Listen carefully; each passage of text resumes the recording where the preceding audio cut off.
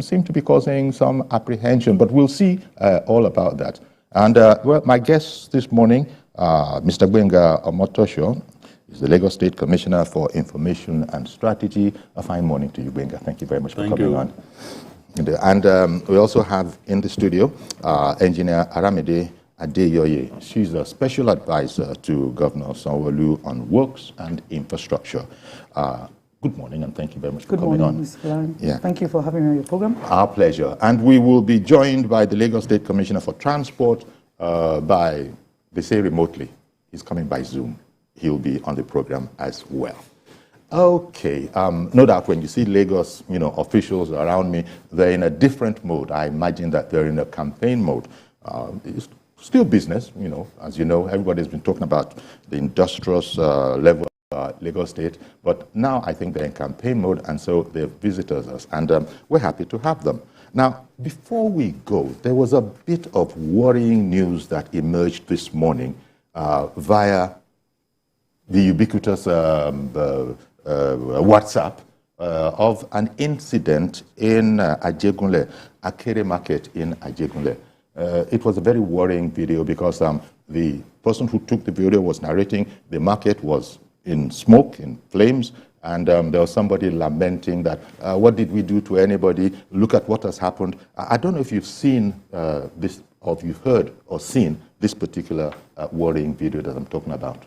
Thank you. I think I came across the video just some minutes, less than an hour ago, okay. And immediately tried to do some findings, and preliminary investigations, not yet concluded, revealed, yes, there was confirmed fire in Fano. That's at Akere Market. At Akere Market. Likely to be as a result of inappropriate storage of fuel. So, depending when conclusions and investigations are done, but I think the chairman of local government is already there, together with the Commissioner for Local Government Affairs, and they're very much on top of the situation. Okay, that's very good to hear, being on top of the situation, because, Gbenga, I don't know if you agree, there seems to be, some are saying it's unnecessary, but there seems to be some apprehension. I guess the word we use most commonly is tension. There seems to be some tension in the air. Would you agree with this? Yeah, there's some tension, which is not unusual with the season in which we are. When you have politics, elections coming up, there's so much scaremongering, so much rumors, so much fake news, and all of the people who are one thing or the other burning their minds, they feel it's the time to unleash things that could scare everybody, either away from the matter of moment, which is the election, or for some other reason, especially this kind of thing that you have talked about. There was even a time a few days ago that they said Ladipo market was on fire. The president of the market had to come out to say that the market wasn't on fire and that everything was fine. But this particular one that you are talking about, I haven't seen the video, okay. And I know that... Akere Market in Ajegunle. Yeah, it could just well be an accident, but the investigation is still on. And I'm sure that our emergency workers must have really responded quickly to that, because they are quite prepared for this kind of incident. So we will await the investigation before we make further comments on that. Excellent, because as you well know, scaremongering, I like the word, and if one is not quick to come on a matter, it just lends itself to all sorts of reinterpretations, false, narratives. But as I said, the matter is known of officially. It is being investigated, and we shall just be hearing much more about it. This is, it's not what it seems, because especially if you were to listen to the narrator, it was a lady, and she was putting it all on politicians in her narration. Say, politicians, what did we do to you? We didn't do anything. We're trying to, but look, that was just a little bit, it's important, but it just came up. If it hadn't come up, maybe that's not how we would have started, but because we're all concerned with safety and security. At this point. Exactly. Now, we really need to talk about Sanwo-Olu's critical sector achievement. That is, because it's been said that, look, when you go into an election, one of the most powerful things you can have is a record.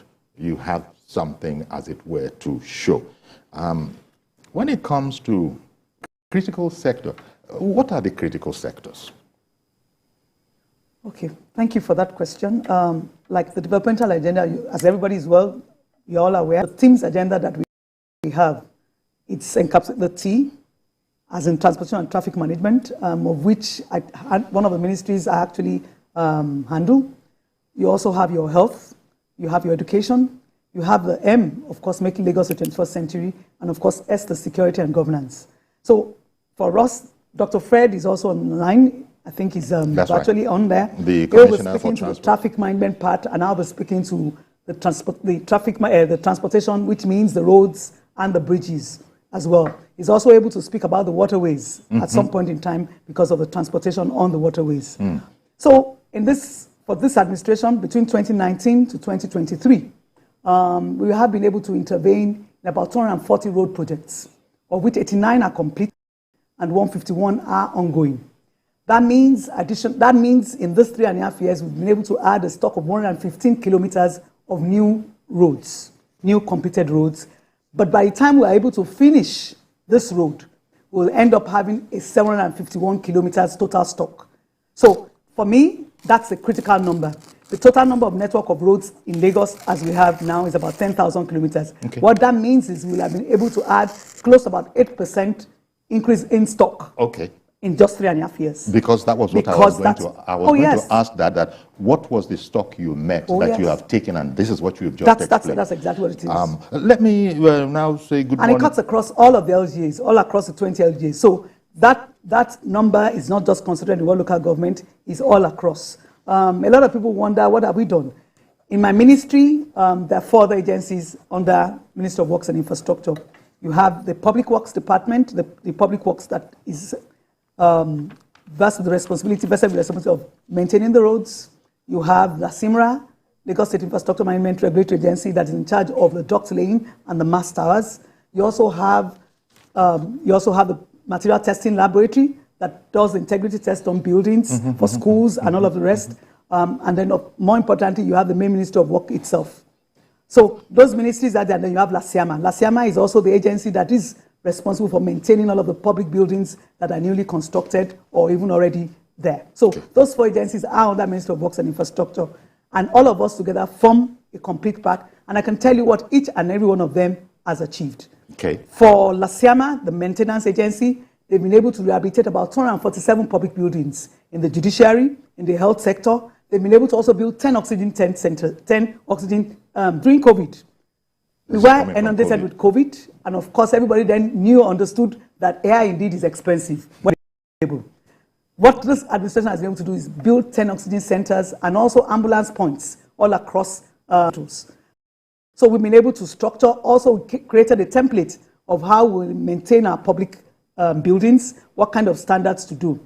It's also on record that this administration, the standard operating procedures that we will follow as guidelines to be able to work, so that we know what exactly to do from procurement to execution is, as approved by the State Executive Council, is already a document. Wow. So it's all been done. I can see that there's much more where that came from. Oh, yes. Let me say good morning to Dr. Frederick Oladende. He's the Lagos State Commissioner for Transport. As I said, he'll be joining us by Zoom, and I think he is here. Good morning to you, Dr. Oladende. Good morning, Mr. Yori Falari. Yes, thank you. I hope you can hear me. Thank you. Yes, we can hear you. We're in studio here with Commissioner Motosho and Special Advisor Adeyoye, who I'm sure you're very, very familiar with. These are colleagues you work with every day. Now, we wanted... Absolutely. Yeah. Talking about really the Sanwo-Olu's critical sector achievements, and you are a part of this administration. I've just been informed what is meant in Lagos State when you talk about critical sector. Transportation is a key one in there. Take me through in brief, if you will, please, the advancements that have come from your efforts in the Ministry of Transportation in Lagos State. Thank you very much, Mr. Folari. So, as you know, a catalyst for investment and for a competitive economy in Lagos is the transport network. So once the transport network is not functioning well, it's difficult to attract investors, difficult to create employment. And one thing that we have done in the Ministry of Transport is to give people options. And so a good transport network doesn't just mean good roads. It also means that you give people options. People should be able to use the rail. People should be able to use water transportation. People should be able to use the public bus system in such a way that you can connect from one mode to the other.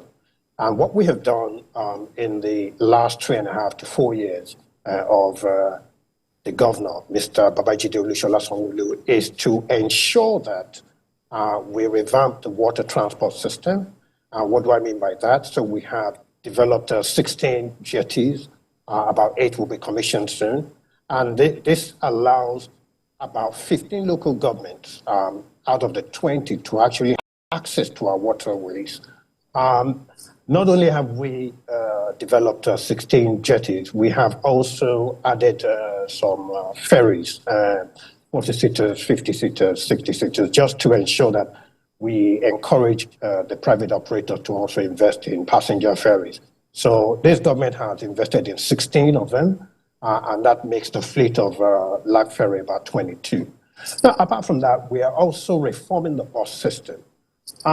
If I can give you some statistics, we have a population of 22 million. Every year, 1 million is added to the population of Lagos. About 14 million trips are done by public transport, and it's important that we move away from these small buses that we have and then move towards what we call the mass rapid transit. These are the big buses over a private sector. Okay. Someone just called. So we're also encouraging the private sector to actually also inject buses into the system too. Apart from that, you will have heard about the blue and red line. So we have completed the first phase of the blue line from Marina to Mile 2. We are testing. Okay, it does look or sound as if that call dropped for a while, but we'll soon link back up. In the meantime, I can go to Mr. Benga Omotosho, the Lagos State Commissioner for Information and Strategy. And what I really wanted to ask is, information is not just indispensable, it's crucially important. For people to know exactly what is going on where we are.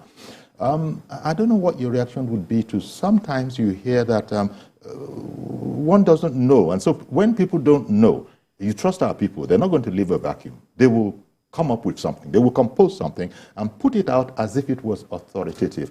First of all, how do you react to that charge that perhaps information could have been made available, could have been shared, could have been broadcast, disseminated better than has been done?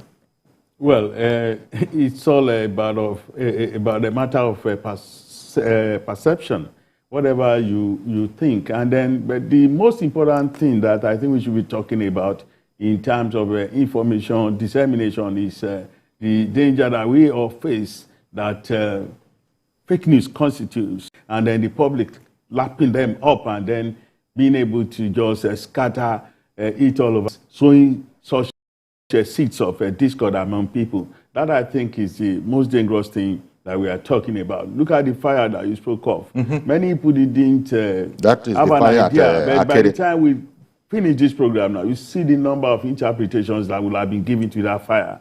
Then you see that the event itself, whether it's big or small, will have taken a life of its own, will have taken flight, and it's all over the place. People are talking about it. So I feel that people should wait for authentic information before reacting to whatever they see on the social media, especially. And how do you get authentic information? There are regular media houses that are all over the place. You go on the internet, you find them. To sort of check.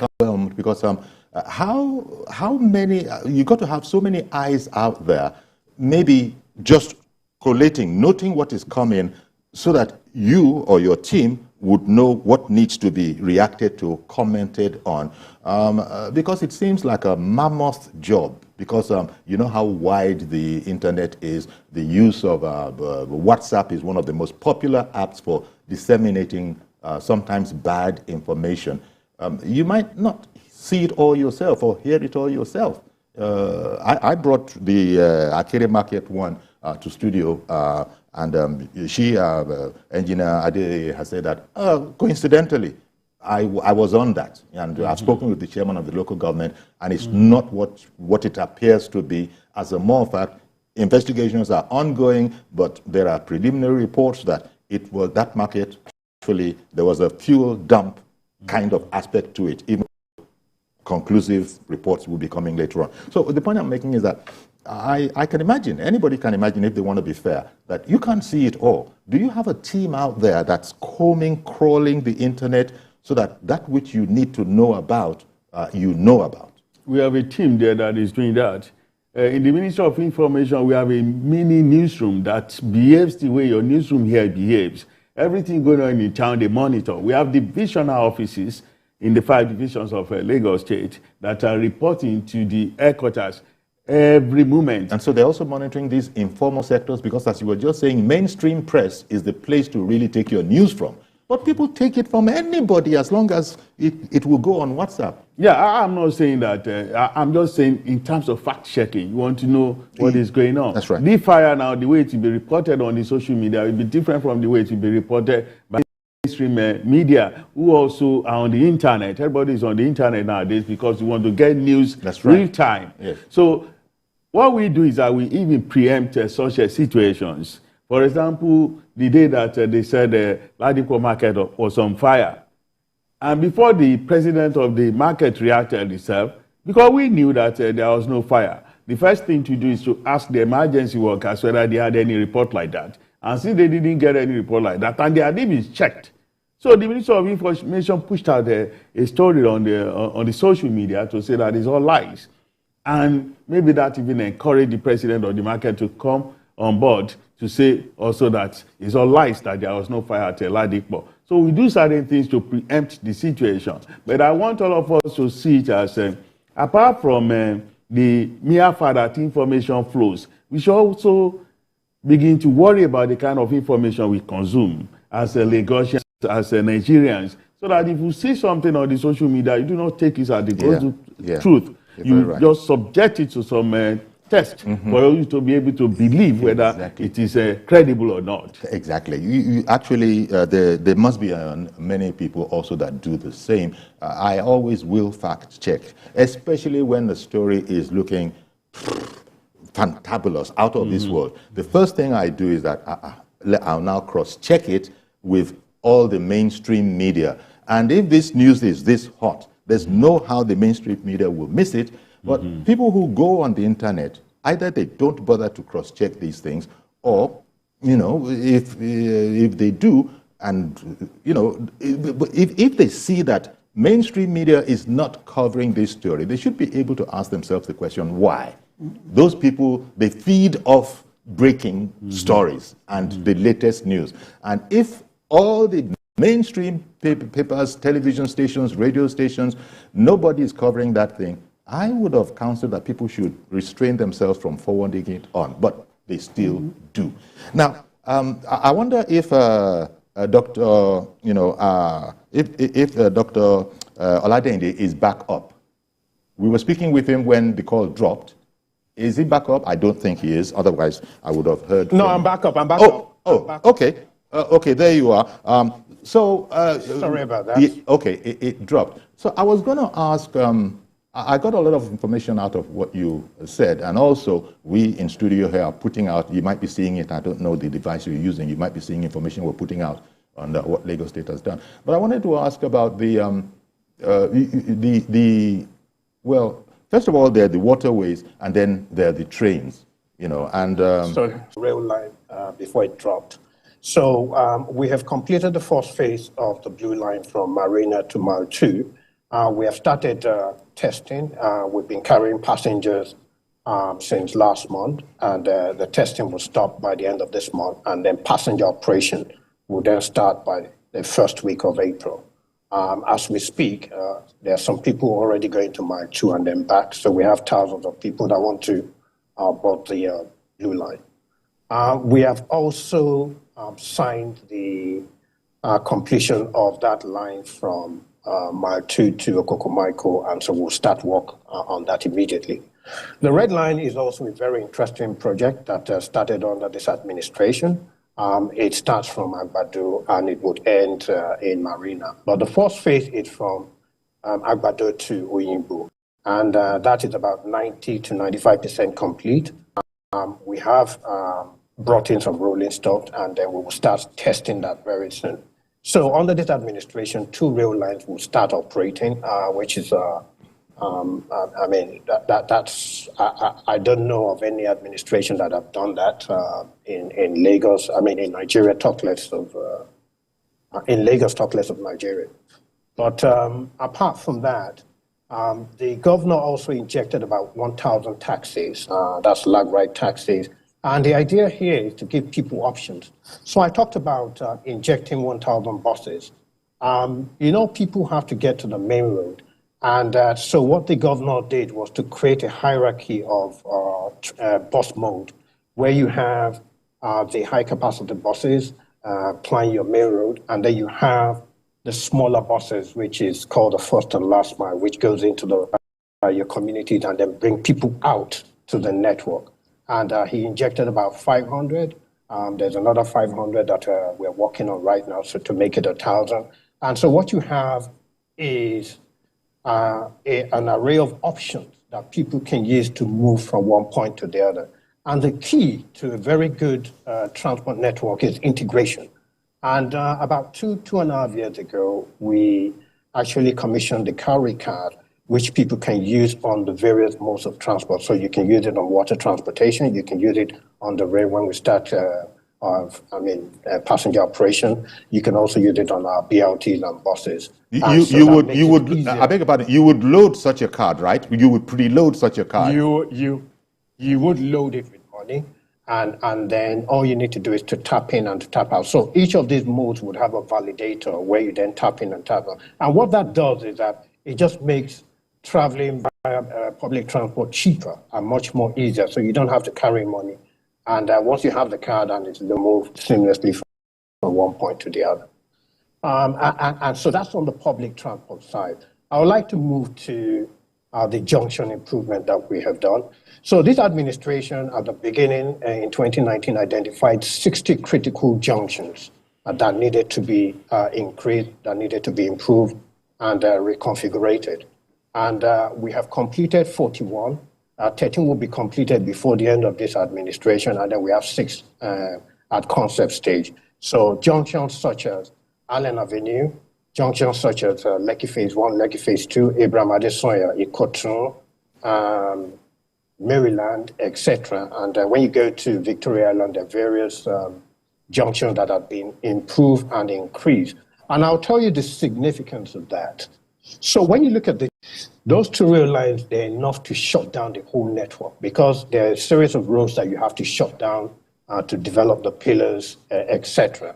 And it was important for us to embark on those junction improvements to increase the capacity, to make sure that people have options before we actually started the rail construction of the Red Line and the Blue Line, because you know that we're building flyovers so that there's no interaction between the rail and motor vehicles, so that the rail goes at grade, and then people who want to cross the line would now have to fly over by a bridge and some flyovers that we're building. And so we built 4. I think 2 have been completed. We inspected one with Mr. Governor on Sunday. That's the Ikeja one, which is complete. We're just waiting to commission that. And so what we have done is to make sure that not only have we created options for people, we have created options that are very safe, that ensure that people travel safely from one point to the other. Okay. And then I'll also talk about the enforcement. I'll come back to you. Go ahead. So I beg your pardon, Dr. Oladendi. I will come back to you. But just what I wanted to ask is that, the transportation system that you're talking about right now, People can see those things. We can see those things. We can see the livery. Now, I don't know how small it is, but what seems like a small subset is the blue and white livery is also now seen on, cars, on some cars, some Jeeps, SUVs, with that same blue and white livery. Talk about that also a bit. Is that a little add-on because you're beginning to see more and more of them? Lag ride, I believe it is, if I'm correct. That's correct. So that's what I mentioned, that we've injected 1,000 lag ride. And this is to give people options. So in a developed economy, in an economy that is very competitive, people need options. So there is a place for taxis, there is a place for rail, there is a place for buses. And it's important that we create them in such a way that we can integrate them so that people have those options and then they can move seamlessly interchanging with the various modes from one point to the other.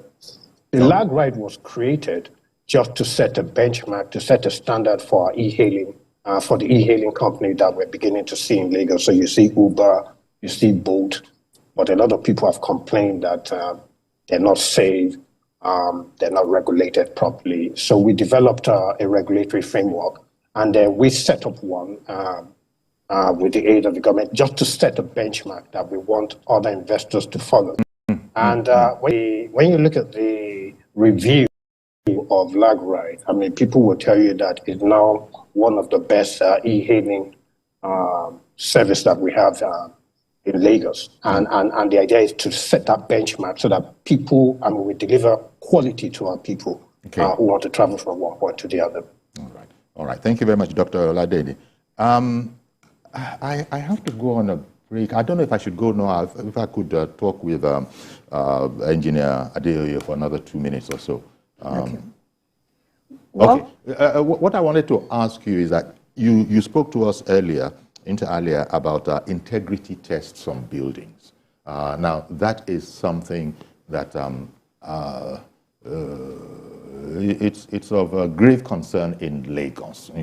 Sometimes we sit down here and we begin to criticize that. How did anybody get the approval to do that and that? You know how it goes. If that it's a story building, it's come down.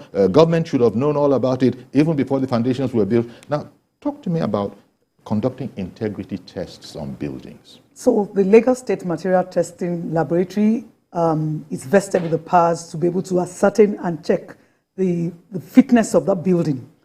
Just like LAPSCA, another agency under physical planning, will give you a certificate of fitness for habitation when a new building is finished. But over time, depending on the level of maintenance that you inject into a structure, you could have some deterioration. And of course, you might need to test to certify that building fit for habitation.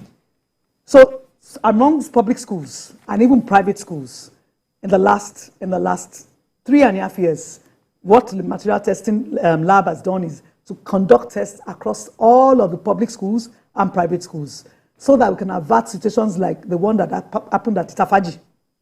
And we've been able to nip a lot of problems in the bud with that. So they do that regularly all across the LGAs. In the process of it, they've also decentralized. And so they have not just in Ojodu, where the main headquarters is, they also have one towards the Badagry side, just to be able to service the western side. Aside from doing all of those integrity tests, Ministry of Works and Infrastructure also assists. For some buildings, that's where the expertise comes in. Okay. So because we're the main ministry, we do give support to other of the smaller agencies in the event that the problem escalates beyond what they can handle. Okay, we'll continue. So that integrity test not just flows into the building, it also goes on the roadway. Okay. So you need to be able to validate the kind of structures. We'll talk more about this, of course. I've got to go on a break now, but please stay with us. And when we come back, in addition to the conversation that is ongoing, we'll also, let in your calls in case there are areas that you want a clarification on. Stay with us, please.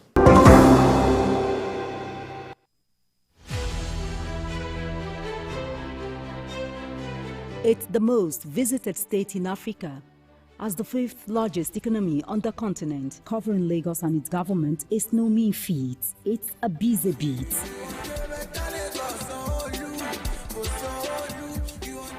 We go beyond the cutting of tapes to traveling far into the deep.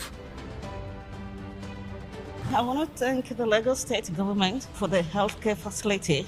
To bring stories that cut across all spectrums. A greater Lagos shall be ours. Stories that define our collective well-being as Lagosians. I'm Adedoja Salam Adeniyi. I live in Lagos, inside Lagos.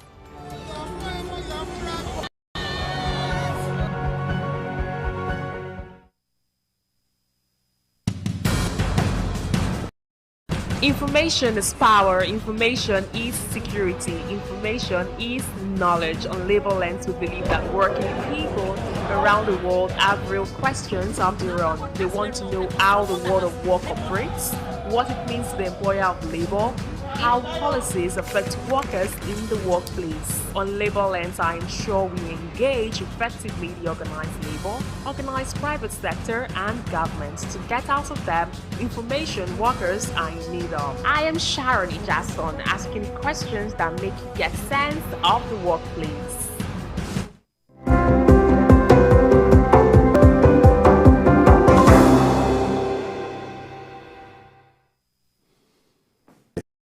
Welcome back, and we have three officials of Lagos State government. We're very lucky in that regard. It doesn't always happen, but these are not usual times. So we're very happy that we have with us Gbenga Motosho, Commissioner for Information and Strategy, Aramide Adeyeye, she's Special Advisor to the Governor on Infrastructure, and Frederick Oladeinde, he's the Commissioner for Transport, and he is with us too via Zoom. As I said, we like it. We just wish it could be like this every day, and that we have Lagos State officials, like this. But, jokes apart, Minga, let me come to you. Talk to me about health, the achievements in health, because Lagos, it's the forerunner, it's the pace setter. And I remember during that whole COVID thing, beyond COVID, or apart from COVID, what is it that has been brought to the healthcare system in Lagos that people need to pay attention to or take note of? A lot. Like you said, the way Mr. Governor, Mr. Sanwo-Olu handled the COVID-19 pandemic wahala was unique. And so much so that Lagos now became a point, a global reference for how to tackle such pandemics in full shot. And Sanwo-Olu was at the forefront of that, right. Virtually every day for a long time. He was the incident commander. Right. So the COVID-19, we saw it as a kind of adversity that we turned around into prosperity. We use it as a bridge to bridge the gap that in infrastructure development in the health sector. And apart from that, to train our people. Most of our personnel that tackled COVID-19 at that time, today, they are also involved in training other people on how to handle such problems. Take, for example, infant mortality. By the time we were coming in, it was so scary in Lagos. But we built 4 modern and child hospitals in Igondo, in Badagry, in Ikorodu, and your 4 MCCs. And then through that, we've been able to reduce infant mortality. People no longer go into our hospitals and be scared of what will happen to them while giving birth. Is healthcare delivery, is it expensive to citizens of Lagos State? No. Lagos has about 320 primary healthcare centers. And when you go into these healthcare centers, there was a time, Mr. Governor, mandated each of us to visit at least 2, so that you can report about your experience, so that government will know how to tackle the problem of that sector. Because the thinking is that if you can do well in primary healthcare sector, where people are well treated, you do not have to go to LASUT because you want to treat headache, or you are coughing, then you begin to go to LASUT. People think about just going to the highest level of specialization. So they head for the teaching hospital, whereas you are saying that the primary healthcare delivery centers have been so equipped that they can do what they're supposed to do. I remember going to Okpebi to treat malaria for 1,400 naira. I had a test, I saw a doctor, I had drugs given to me just for 1,400. As an example of how it is. These primary health care centers, I think about 60 of them, they run 24 hours service.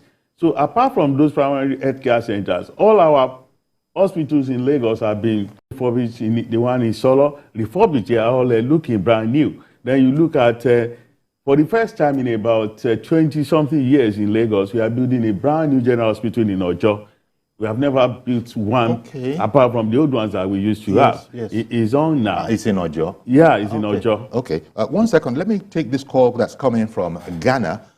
Lukman in Ghana. Good morning to you, sir. Good morning, Uncle Yori. Thank you for calling in. Happy New Year, sir. Yeah. I think I want to talk to Honorable Commissioner of Information in Lagos State. We need to give a good governance to Lagosians. All what they are saying, yes, Governor Babajide has done well. Fashola has done his own. Ambode, same way with Ashwaju. But there is enough resources in Lagos. If we are claiming and we are proud of it in Africa, we should be able to see it on ground. Lagos State should not be having a look that is lesser than Dubai. So let's get closer to people. In education and in health, our people are suffering. And you people in power should know this. And you should be able to work. It's not at the election time. You people will be running up and down to campaign. People have so much belief in Obafemi Awolowo because of what he gave to us as education. And that's the reason why the Yorubas are so proud. The people are so proud of Yoruba because of the education system. People should not be suffering, should not be struggling to pay school fees. Our public education should be accepted to every Lagosian. We should try to do something when we win this next election, and you should get closer to the grassroots people. Please. Okay. Lukman, when were you last home? When were you last home? What I'm saying actually is that do you know what you're talking from firsthand that you were home? Because, like all proud Lagosians, they probably will identify what you said, that Lagos should not be looking one jot different from Dubai. And everybody understands what that means. But I wondered if all of the things we're talking about, I didn't know if Mr. Lukman had seen them or not, because it can't be where it was 4 years ago. First, let me thank Mr. Lukman for having interest in what we are talking about. There is one popular saying that we usually refer to when we have this kind of situation. You say we believe in God, all others must bring data. So if you look at data, you see that this administration in which we serve has done a lot in terms of health, as I was saying. We are building a 500-bed mental hospital in Ketu. People don't pay attention to mental health, whereas in Nigeria today, most of us are stressed, and we need to not just to be taken care of in hospitals, but we have to be rehabilitated, relax, rehab I'm centers. interested in that thing you just spoke about. A mental health institution. It exists. Yes, it's been built now, almost completed. It's currently in construction and about to be. Yes. Okay. Is it anything on the scale of the what is it? The neurological center, Arrow, popularly known as Arrow? Yeah, bigger than that. This is a 500-bed hospital and rehabilitation center. When you get treated, then you can also be rehabilitated. So it's like having a relaxation center in a faraway, place where after an illness you can recover properly. And as I was saying about infant mortality rate, because of the MCCs that we have built, Modern and Child Center, then we're also building the biggest pediatric center in Africa, the new Massey Street Hospital. Okay, the hospital is over 100 years old, and today it's being rebuilt into a very big on the same site. Not on the same site. Not on the same site. Okay, so it's a new Massey. Yes, we're also going to build a research center so that when you have this kind of problem of COVID, you do not need to rush to Europe to get vaccines. Our own people, they are competent enough to produce vaccines that are suitable for our own environment. How about DNA? How about DNA? But that's another thing. That's a technical matter. People seem to have to go abroad. I wouldn't be surprised if Lagos wasn't thinking about that. We used to have a lab, the only one in West Africa and the best all around. It was destroyed during the NSAS riot, and then we are still trying to put it back. Lagos has not recovered from this castle. That let me take. I'm going to come to Dr. Frederick Oladende, but before then, let me take Alhaji Subai, who has called in from Alimosho, I believe it is. Good morning, Alhaji. Good morning, Mr. Yori. Good morning. How are you, sir? And good morning to the commissioner and the rest guests in the studio. Okay, thank you. All right. Mr. Yori, I don't have much comment. It's like let me just appreciate the dynamism of our able governor, that is Governor Sanwo-Olu, the dynamism and agility of the governor in terms of making Lagos State progressive. We appreciate him, and we want Lagosians should not disgrace us. They should come out on Saturday. MMAS, you see, we are proud of the governor, and we want the governor to come back for the second time. We appreciate him and we will not neglect him. We'll make him proud. So I appreciate him seriously. I appreciate the dynamism, and I appreciate the agility in making the Lagos State progressive. God bless you all. Thank you very much. Thank you very much, Alhaji Zubair, for coming on. So, Dr. Oladende, continuing on what we were talking about, in studio here, I had heard from Engineer Deyoye all about integrity tests on buildings. But Dr. Oladende, this integrity test, I think I heard that it also applies to roads as well. Now you hear about federal roads, state roads. I think there was a Dangote road on, is it the Lagos Papa Expressway? Those roads are concrete. So talk to me about integrity tests on roads, especially. Great. So that I'm not question should have been... You have an expert sitting down there who is actually really? And you're directing it to me. But before we direct it back to her, let me just comment on. I would like to comment on Mr. Lukman's. Lukman in Ghana. Shed some more light. Yes. Yeah, exactly. So the governor has invested in over 1,000 schools. I mean, we have over 1,000 projects in education. And what Mr. Lukman does not understand is that the whole of Nigeria look to Lagos for good education. So we have been having a lot of people coming to Lagos, and that's why each time we invest, more people come, and then the benefit is eroded. So if Lagos was to be a country, obviously we will have control of the immigration situation in. But on occasion, a lot of people are now coming into Lagos to put their children in our Lagos school. It's a plus to Lagos, but also it's something that doesn't allow the full benefit of what we're doing to come out. So I think Mr. Lukman needs to understand that Lagos is under a lot of pressure because of the good work it's doing.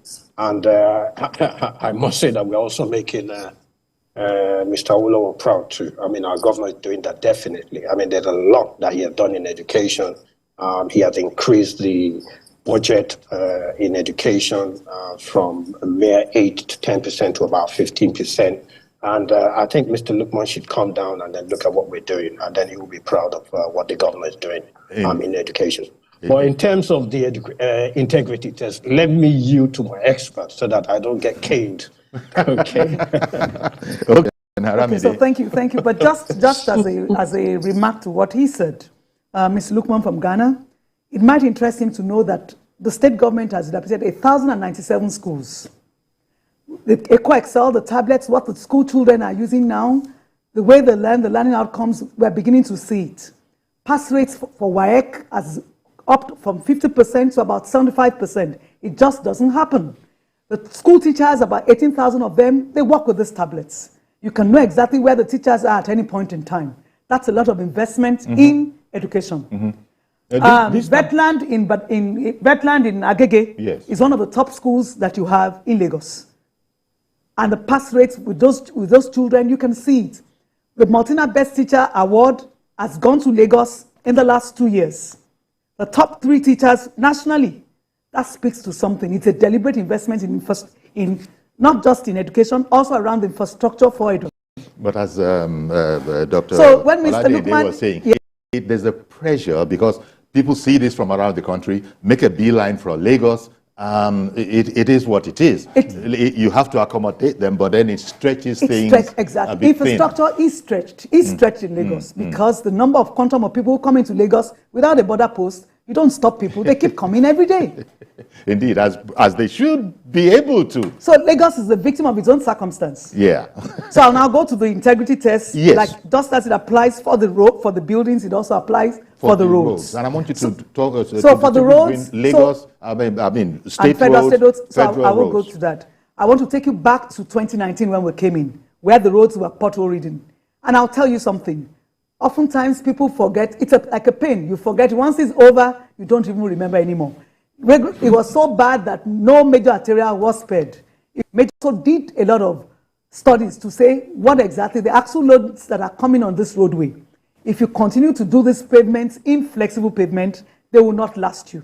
We are not going, way bridges are not there. The articulated trucks are not going on way bridges. In no time, these roads will deteriorate. You design a road to carry a certain minimum required loadings. When you exceed them cyclically because they're flexible pavements, in no time they will damage. So we selected roads that needed to be upgraded along that line.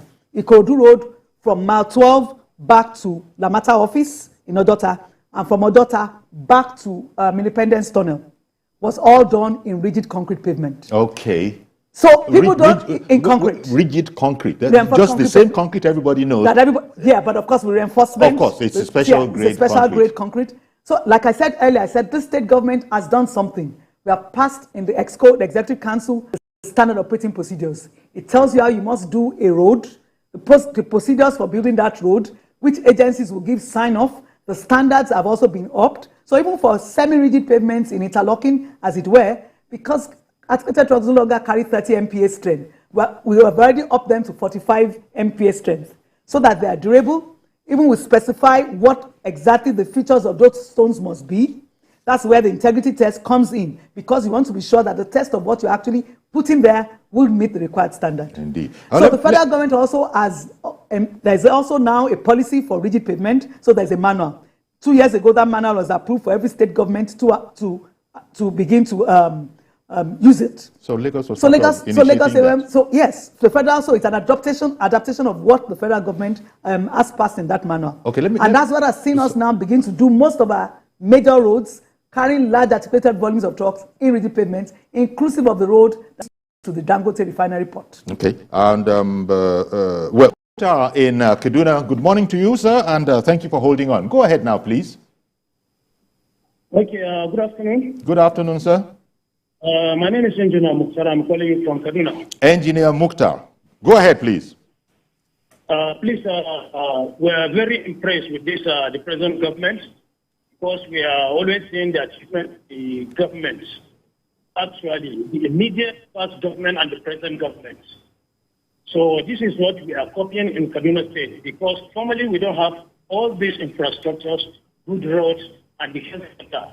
But the present governor, Malam Nasir El-Rufai, he's trying his best for this last tenure. So he wants to achieve all these infrastructures. So we are copying from Lagos, quite okay. So okay then. Well, thank you very much to copy good things, and that he was very, very happy to be in Lagos, see what's going on in Lagos. He thought it was just going to be a routine visit, and he can't wait to get back home and say to his people, we got to copy them in Lagos. I mean, all of that is on tape. You know, all of that is on tape by His Excellency Governor Wike to just Kienlein, as we say. So I'll go on to the federal roads then. So okay, federal roads. So the federal roads, just like you have federal roads, you have state roads, and you have local government roads. So federal roads are they represent your trunk A1 roads, major roads as approved by the federal government. And then you have your state roads. So what we have done essentially is to ensure that the connectivity between the federal and the state roads are seamless. That has been our focus, and it deliberately informs how we have worked. Roads like Lagos-Ekpe Expressway are major arterials. Heavily pressured from Aja. So we intend, right from Ekpe, and being proactive, knowing fully well that the investment in the deep sea port was going to germinate. The investment in the deep sea port was going to germinate. So what did we do? We decided before this construction from the deep sea port is finished, we must essentially finish this road that vehicles coming out from the port will have somewhere to get out of Lagos. Okay. So that informed our going to go and fix the 17-kilometer, 6-lane expressway, dual carriageway expressway on the Lekki-Ekpe Express corridor from Ekpeti Junction back to the Eleko Junction. Okay, and there's also the Apapa situation, the Apapa port So situation. But I didn't want to set you going. I didn't want to set you going because somebody is on the phone, and I just wanted, when we come back, if we have the time. In fact, Mr. George in Ikeja is our last caller. Good morning to you, Mr. George. Good morning, Uncle Yori, and I greet the government officials before you. Uncle Yori, the bone of contention in Lagos State, is not about performance. Even the opponents of the government, in their heart of hearts, know that Lagos State government is working and Sanwo-Olu is working very hard. Even a blind man can see it. What is at stake, Uncle Yori, is about the false narrative being sold to the people by the opponents of the government. Just yesterday, I was not in Lagos, but I viewed your edition on YouTube. My respected friend, Reverend Dominic, accused me of promoting ethnicity in public. I think it wasn't the right assessment. I'm an independent observer who says things based on facts that I established. If there's anybody that can be held responsible for promoting ethnicity, it is Mr. Peter Obi. Why am I saying this? Uncle Yori, look back. You will see that during the presidential campaign, this gentleman came to Lagos and was visiting places where there are settlements of Igbo. He went to Alaba, he went to Oshodi-Solo, he went to Computer Village, he went to Ladipo Market. When he goes to other states, he does the same thing, as if he is contesting to be the president of the Igbos. If anybody is to be accused of ethnicity, I think my respected friend, Reverend Dominic, should accuse Peter Obi. He didn't talk about the promotion of a narrative that Lagos belongs to nobody. Mr. George, the Igbos are promoting. I hear you, Mr. George, and that you have responded, because that is the right that you have. Reverend Dominic did bring it up yesterday, and I'm happy that you have been able to respond, but we've got to leave that there for now, Mr. George. Thank you very much for calling in. It's election season. On Saturday, people will be going out to vote. So we've been speaking about some of the achievements. We've just barely scratched the surface. We need a 5-hour program to be able to scratch the surface, not treat exhaustively, that kind of a thing. The long and short of it, taking it back to Dr. Frederick Oladende for a quick, short kind of a one. It's all about you would expect or you want the people of Lagos to come out and vote for Sanwo-Olu and Hamzat again, right? I'm making that assumption. That's correct. So I mean, what people should look at is the track record of the governor and the candidates that are on the ballot papers. When you look at the track record of Mr. Governor, you can see that he understands the problem, he has a plan, he has a vision, and there's a template that we're all following. Especially when it comes to the transport sector, there is this strategic transport master plan, which has been developed, which the governor is following. The plan articulates the infrastructure that needs to be in place over the next 2 decades. I'm sorry to rush you, Doctor, but there's more coming out of that particular, tube. What you were just speaking about. The same theme, Lagos to come out and vote, right? So I would say this, and I want Lagosians to look at the bigger picture. Like I said, in 3.5 years, we have completed 89 projects, road projects, 150. Completed 89, 151 ongoing, legacy project going. So many of these projects already in the pipeline. It is good for us to finish it. And it's good for somebody who has started something that you have tested talk is cheap. But somebody that you have tested in the person of Mr. Governor and Mr. Deputy Governor, there is no need changing the formula. Okay. I want Lagosians to come out massively and vote for the two of them, as well as all of the APC candidates at the State Assembly. Okay, then. Mr. Omotosho, Yeah, I don't imagine you're going to be different. Yeah, you're not going to differ with your colleagues. Lagosians are very intelligent people, highly discerning. Oh, yeah. And I know that they know the worth of Mr. Sanwo-Olu, and they will come out massively to vote for him on Saturday. Because it's like a patient, you're going to see a doctor, you want to have a surgery. You wouldn't allow somebody who's on a housemanship to come and do the surgery right now. All right. Well, thank you very much, Gbenga Omotosho, Commissioner for Information, Aramide Adeoye, Special Advisor to the Governor on Infrastructure, and Dr. Frederick Oladeinde, Commissioner for Transport. I thank you all for making time for us this morning. Thank you very much. Thank you. That's our program today. Please join us tomorrow for a fresh edition. I am Yori Folarin. Bye-bye for now.